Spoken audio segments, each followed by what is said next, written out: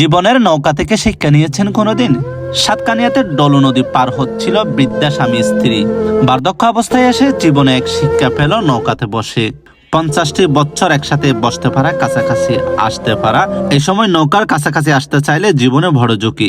দর্শক, জীবন চলার পথে এমন কিছু মুহূর্ত সামনে আসে, মন না চাইলেও দূরে সরে থাকতে হয়, কাছে আসতে চাইলেও দুর্ঘটনার সম্মুখীন হয়।